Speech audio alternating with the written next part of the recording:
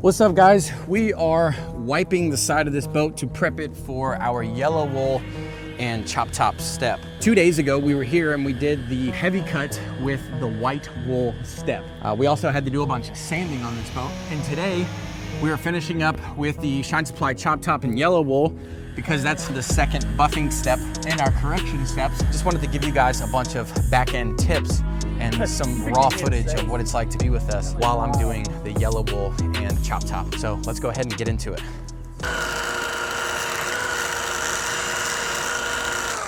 All right, so the very first thing I just did there was we used the spur to clean off our yellow wool. This right here is a double-sided yellow wool pad. This is a medium cut 50-50 blend. So it's got synthetic wool and real 100% wool in it.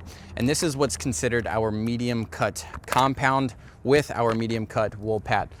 Right here, we have our squeezable bottles that we put Shine Supply chop top in. If you look down the hull here, we have a nice gloss, but if you take our Scan Grip correction light and you look into the light bulb, you can hopefully see this on camera. There's a ton of swirls and scratches, and there's just a slight dullness to it.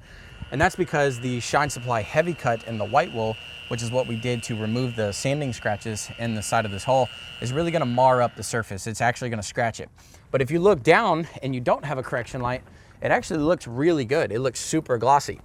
This is where most detailers stop, and quite frankly, it's probably where this factory stopped, because when we got here and we quoted this boat, there's a ton of holograms and swirls in the boat. What the Shine Supply chop top and the yellow wool on the rotary is gonna do, it's going to remove all of the nasty marring that the heavy cut puts in the surface, and it's going to give us a dang near perfect finish. This right here is a crucial step to the detailing game, because a lot of people will just do a heavy cut and then polish it, and then they won't fully remove the marring. This right here, this step with the yellow wool and the Shine Supply chop top is going to pull out all of the imperfections, and it's gonna give us a great gloss. We always typically are gonna start from the back of the boat and work our way down. That's usually how we work. So on both sides of the boat, we'll start from the back and work our way to the bow.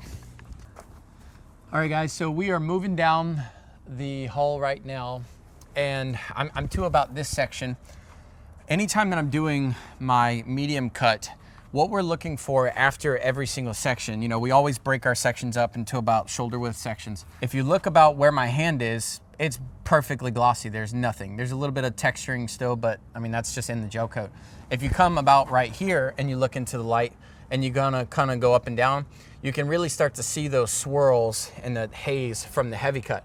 So when you do the medium cut, let's back up, and you have a correction light, you wanna make sure that when you're done, before you move on to your next section, that all of that haze is completely gone. So on the side of this hull, we had to do some sanding because there were some gouges in the gel coat from the factory or from transit. We had to do a good amount of sanding, and when you're doing the white wool and the heavy cut, we're really trying to remove those sanding scratches, but sometimes it's kind of hard to see because the heavy cut actually mars up the surface a lot too. So when you do your medium cut, you might come back and go, oh man, I actually see some clusters of some deep scratches. So if that does happen, before you move on, just put a little bit of compound in that one area, which I kind of have a lot of it right here. So I'm gonna kind of smear that right there because that'll be my next section. And I'm just gonna concentrate my buffing in this one area. The cool thing about the Shine Supply chop top in the yellow wool is if you're doing a concentrated area and you can draw a little bit of heat, it will actually pull out the 1000 grit sanding scratches. Relatively simple, but it does require a little bit of work. So what I'm gonna do is I'm gonna target this area because I saw like a little cluster of some sanding scratches here. I'm gonna bump it up to about 1700 RPMs, and I'm gonna go real light and just kind of buff out that one section with the swirls, or with the scratches, sorry. And what I'm gonna also do is I'm gonna bend down and try to see inside the light that's over here to make sure I'm getting those scratches out.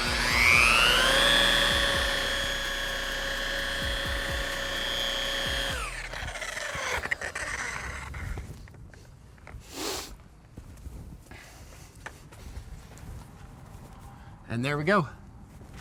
All those scratches completely gone.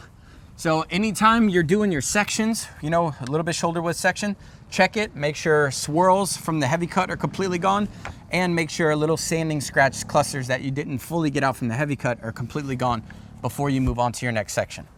So now we're here on our next section. All right, so we finished here. we're gonna take our cleaning spur. You can see all that compound is caked onto the surface. You do not want to start buffing your section with this much compound caked on your surface. So we're gonna take our cleaning spur here, we're gonna hold the trigger, press it down, and I basically run it until the powder is gone. So there we go, we got a nice, clean, fluffy pad. I already put a little bit of compound on the surface, but we wasted some, so let's add a little more. Just gonna do just a tiny bit more. So if you don't already know, if you haven't watched my videos for a long time, we're gonna do our section, about shoulder width section. We're gonna dab the surface, just to kind of evenly spread the compound. Some people will use an applicator pad. You can do that. It's just one more thing you have to have. So put it on the surface, dab it around. It does, essentially will do the same thing as painting it on with the applicator pad. We're gonna run it at about 1100 RPM to start. We're gonna do side to side, up and down, and then I'm gonna clean my pad to take off the excess compound, and then we're gonna have a nice fluffy pad, and then we're gonna keep it flat and buff out the surface. So we're gonna break it into about shoulder width sections and move ourselves all the way down.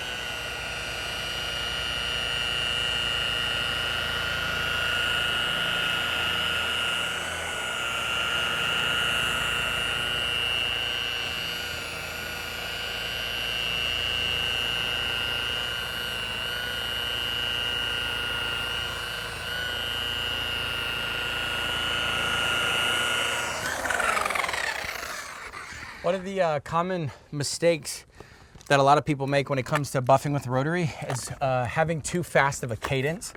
So if you guys notice, as I was polishing, I'm real slow. I'm really letting that pad spin and work that surface.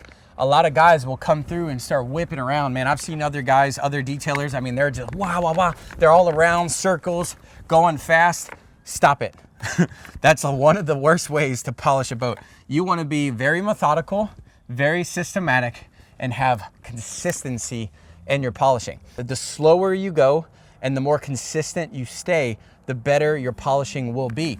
If I'm real slow up here and I'm letting that polisher work real good, and then up here I start to go fast, I'm not going to get a consistent polish and a consistent cut. So go ahead, watch that section again, how slow I was going. That is the cadence you want to go to work your way down the boat. It's not about speed, it's about taking your time and getting each section done properly. So we did side to side, we did up and down. Let's go ahead, clean our spur, and then we're going to take off the excess.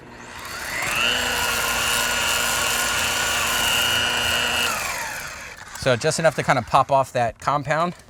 And now this time, if you notice, I had a slight angle. I wasn't crazy with it, just a good slight angle. This time I'm gonna try to keep my pad as flat as possible with extremely light pressure.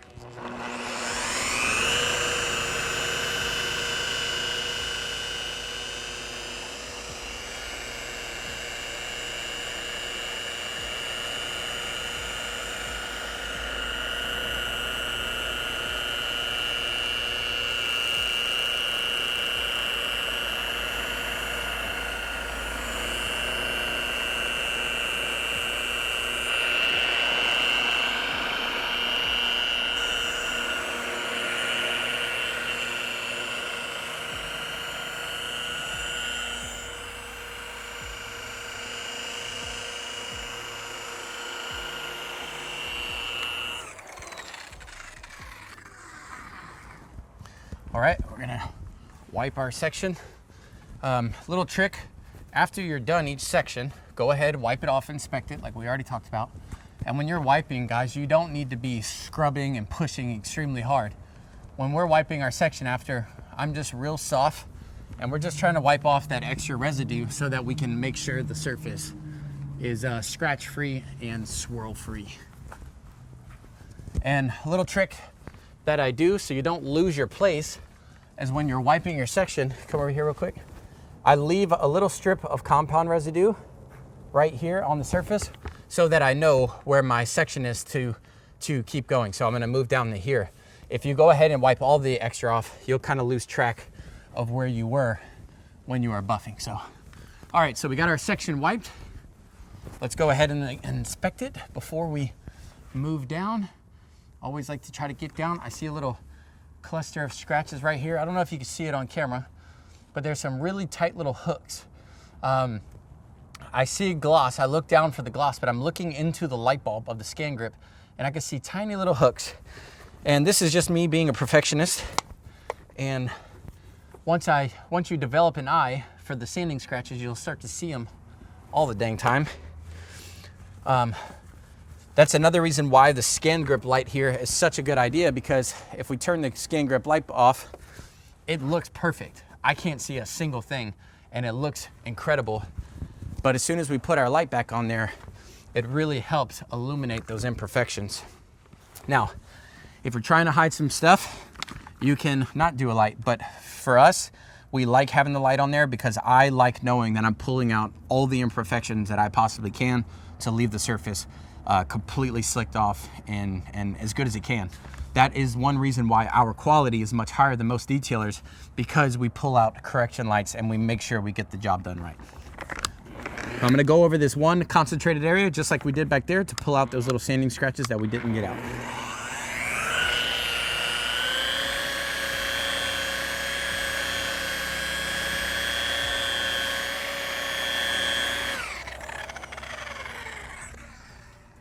And there we go. Got them right out. All right, inspecting, looking good, looking good. Now we're gonna move on to the next section.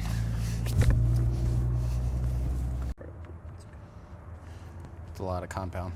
That's probably a little bit too much, but we're gonna roll with it. All right, so we stopped here. We have our line of compound. Now we're just gonna continue to move on. When it comes to this area, this is a little bit larger of a boat. So probably starting about here, I'm going to do as high as I can reach comfortably. You're never gonna get a really good cut if you're like way up and you can't really control it properly. So I'm going to probably cut it about right here to where I can buff properly all the way down. And I'm just gonna continue to work all the way down the bow. And then I'm gonna come back on a work platform and do the top half, okay? So instead of going up and down, up and down, up and down, I'm just going to do the bottom as far as I can go, and then I'm going to do the top. If you have a two-man crew, unfortunately it's just me today because my help is on Thanksgiving break, but if you have a two-man crew, one guy can kind of do the bottom and the other guy can then get on the platform and y'all can chase each other down. And that is usually the fastest and best way to be efficient when doing this. So you'll have one guy stay on the ground, one guy on the platform, and you guys can work all the way down the boat. Calling Aaron out like that, dude. Savage. All right.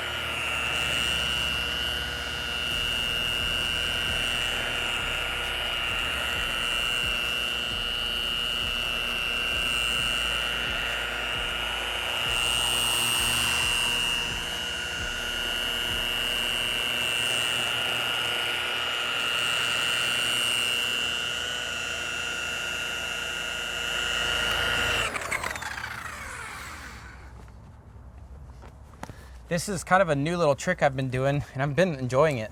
Doing my side to side, up, down, and then popping off the compound. I find that doing this gives me a better finish, and it's less residue I have to wipe off.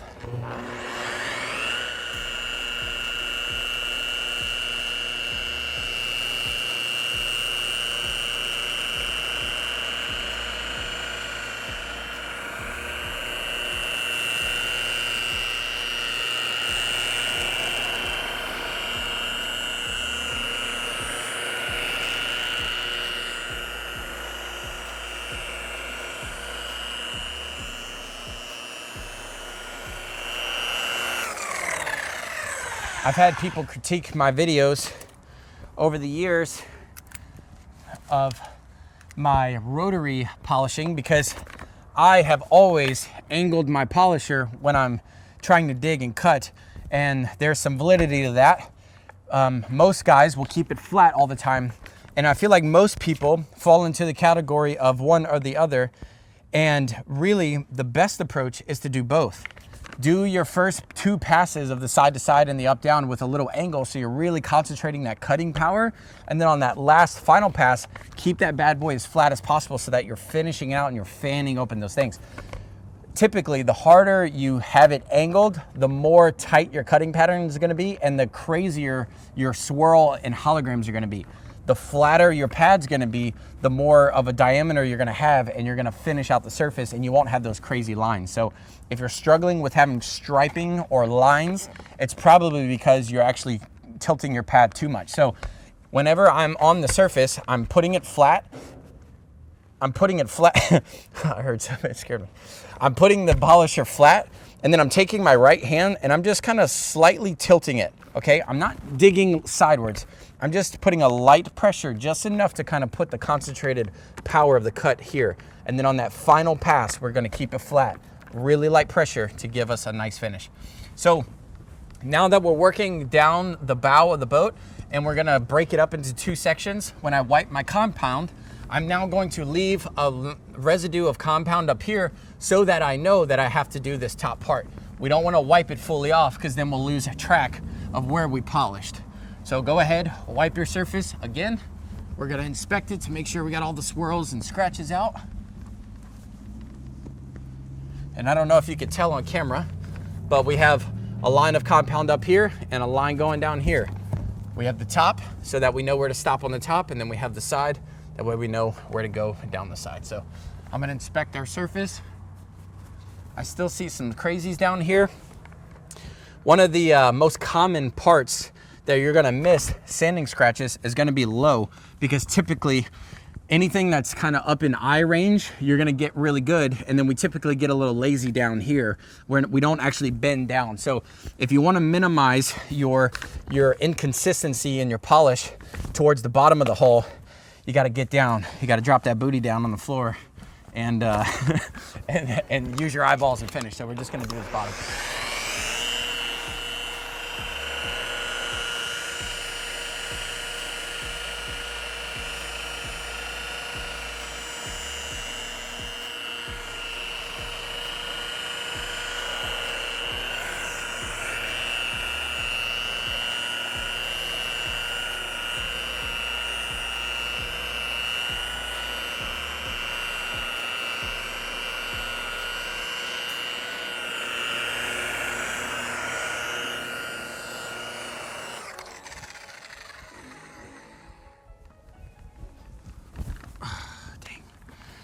So, common problem, especially out here at marinas. I'm wiping, rag fell out.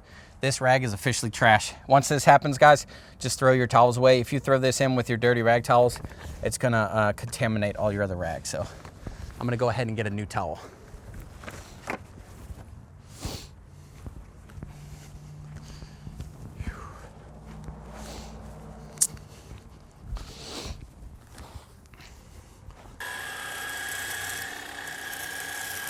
All right, guys, so we're on our very last section right here. I'm finishing up the bottom half of the bow here, and then we're going to move on to the top section. So I don't know if you can see on camera. Can you see up here my line of compound? If you step back, And yeah, you can be quick about it. Step back, you see our line of compound right here. I left on my line so that I know how far up I need to go. But before we do this last section, I'm gonna check this section. You know, it's funny, I can actually see some imperfections still because we didn't do any sanding in the bow here because it was kind of unnecessary. But from the factory, this thing came pretty scratched. And it's crazy, I can still see those imperfections even though we did the heavy cut. Wow.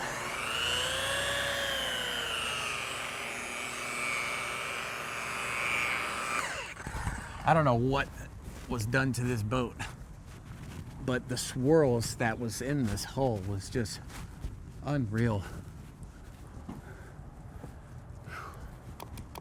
Overall, I will say the Sportsman's quality, the gel coat quality seems really good. It's just when they finished it, unfortunately, it just wasn't finished very well. She's looking good. Guys, this Shine Supply Chop Top is a phenomenal medium cut compound.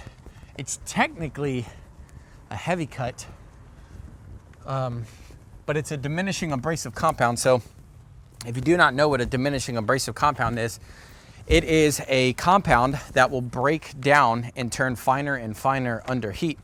So what Shine Supply Chop Top does really well is when we do those first side to side, up and down 2 passes, it has some pretty aggressive bite to it and some cut to it. So it's gonna cut into the gel coat, and then after it's ran under the heat of the yellow wool, it breaks down into a finer and finer polish, which is what gives you that really nice gloss.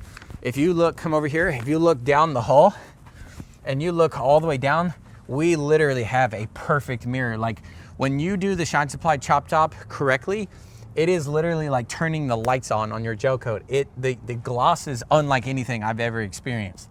This Shine Supply Chop Top really is a phenomenal compound. And one of the benefits of it, which a lot of people kind of hate on it, and it's kind of some feedback I've had of the Chop Top, is that it's really dusty.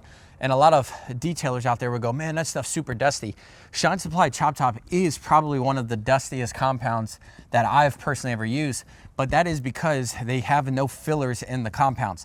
Shine Supply Chop Top is one of the only compounds that I've ever used that the boat looks better after we wash it because of the fact that it only has a few lubricants in there to obviously move the compound and diminishing abrasive around, but it has 0 fillers.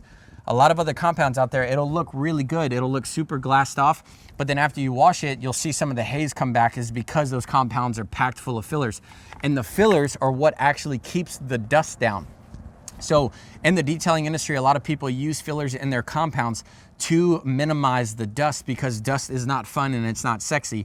But those fillers are what actually fill in the pores of the gel coat, which gives you that false shine. Shine Supply Chop Top has 0 fillers in there. So when you look down the surface and you have this incredible, I mean, absolutely stunning shine, that is the true finish of the surface, and it's not a bunch of fillers in the pores of the gel coat.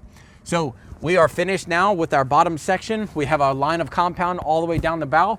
We're gonna hop on our handy dandy Yeti cooler. You're gonna wanna get some type of platform. We use the Yeti. I don't really actually recommend it because it's not super stable, but get some type of platform for us to be able to finish the top of the bow. Let's go. All right.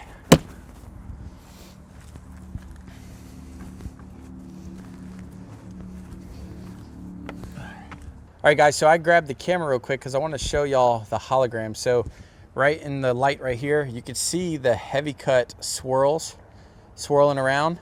That is from the heavy cut, and then this is what it should look like after the chop top. So perfect gloss, perfect mirror, heavy cut. All right, so that's what we're looking for. You see all those swirls like swirling around.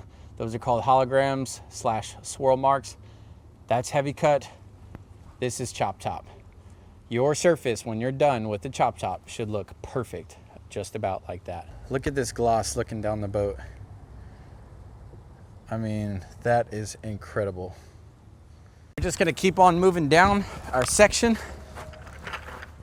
My cords are all crazy.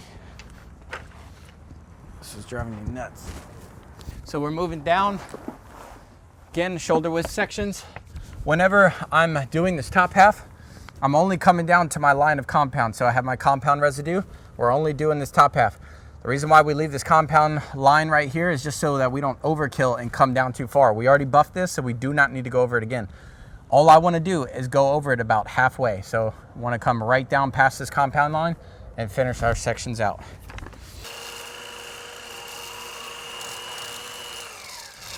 Another little tip when it comes to running this rotary is whenever we're buffing and we're doing our side to side and our up and down, I'm overlapping my pass by about 50%, so about half, all right? So we're here buffing, or I'm sorry, we're here dabbing the surface.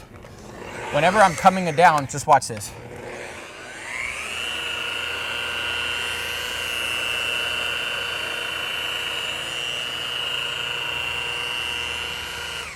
So as I'm working my way down, I'm finishing, and I can see my line of compound right here where my buffing pad ended. Whenever I come back, I'm going to basically cut that line dead in half.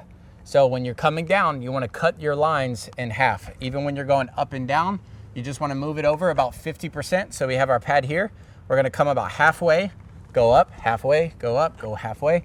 That's how we're going to stay systematic and make sure we get that perfect cut. So just watch when I do this section. We're going to cut our section, or cut our passes in half by about 50%.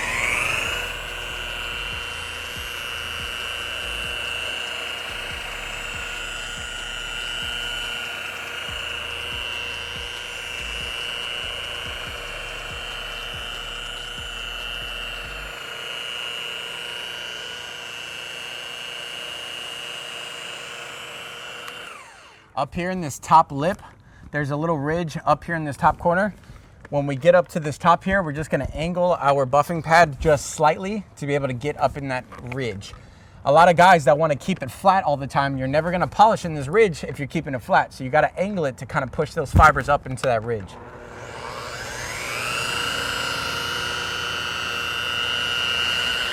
Ooh, speed wobble. Anytime speed wobble happens, I don't know if you guys just saw that, but once it starts jumping, just move it off, and it's likely due to an improper angle. So if you go kind of against the grain, it's gonna wanna kind of jump on you. So just make sure you always keep it with the angle.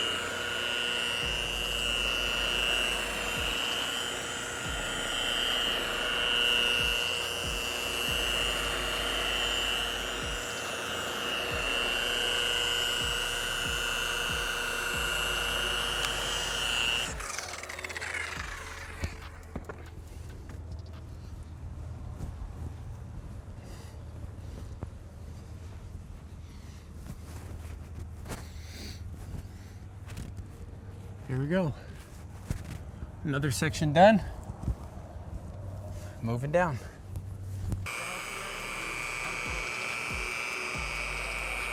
All right, guys, we're detailing our very last section up here. This reminds me I've seen a lot of people lately taping off their metal when they're buffing. And honestly, when it comes to like metal, kind of like this, little drain holes, there's no point in taping off your metal. The worst that's gonna happen is you might get a little black residue on the gel coat, but you could literally just wipe it right off afterwards. Whenever I have my metal up here or like little drain holes down the hall, I'm gonna do my heavy cut, my medium cut, and my polish, and I'm gonna go right over those. And the reasoning is, it's going to polish out the surface. It does not harm it in any way, shape, or form. And a lot of people get freaked out because it leaves a little black residue. It doesn't cause harm to your pad. Now, obviously, if you did a bunch of metal polishing, you probably wouldn't use that pad. But if there's just a little bit like here and a little bit of those drain holes, just take your compound and go right over it.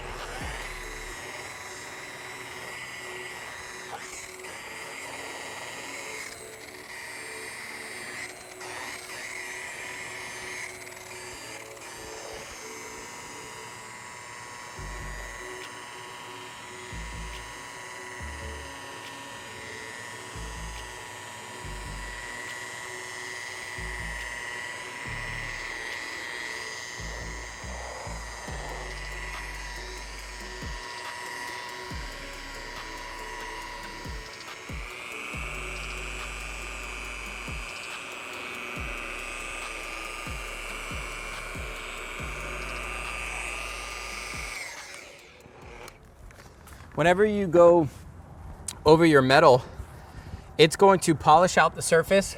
It's going to remove water spots, even little rust marks, and it's going to leave an absolute brilliant shine. And treat it just like your gel coat, basically. If you hit it with the heavy cut, hit it with the medium cut and the polish. If you don't do heavy cut, medium cut only, and it's going to leave a bright, beautiful metal. Whenever you guys, here, check this out right here. Like whenever you guys tape these drain holes off, or even better yet, back down here, when we polished all this, we went ahead and used our rotary and just got around all of this. We did not tape any of it off. And you could see it really leaves that metal looking good. If you take the time, one, it takes time to tape all this off. Two, you're gonna have to take the tape off. And then when you take the tape off, you're either gonna have to come here by hand and polish out all this metal, or you don't polish it at all and your metal doesn't look nice and shiny. So go ahead, do yourself a favor, stop taping off your metal. If you're gonna sand, just sand right around it, or if you are gonna sand, then you can tape it. But even when I sand, I don't tape. I just go right up around it. And even if you hit the edge of the metal, it's usually fine if it's like 1000 grit. If you're doing like 400, 320 or something, obviously stay away from the metal.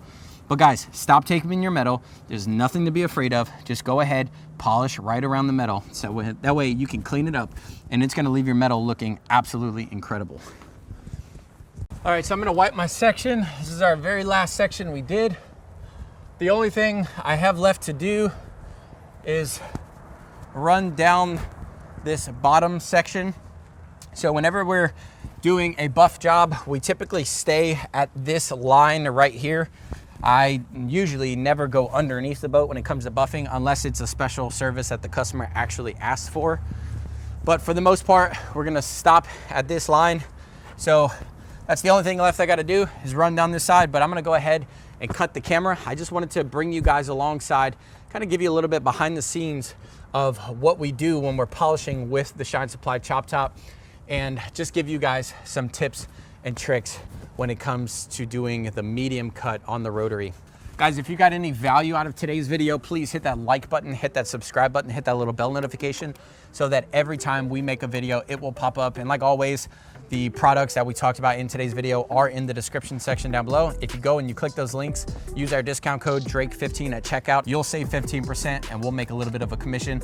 That's how we fund these videos. So anytime you guys buy products from us, we really do appreciate you guys for that. If you enjoyed this raw style video, please leave us a comment down below and let us know how you like this kind of behind the scenes footage. We're trying to switch it up to see if this kind of style works better for our followers on YouTube. Thank you guys so much for watching. I hope you guys enjoyed today's video. Let's go.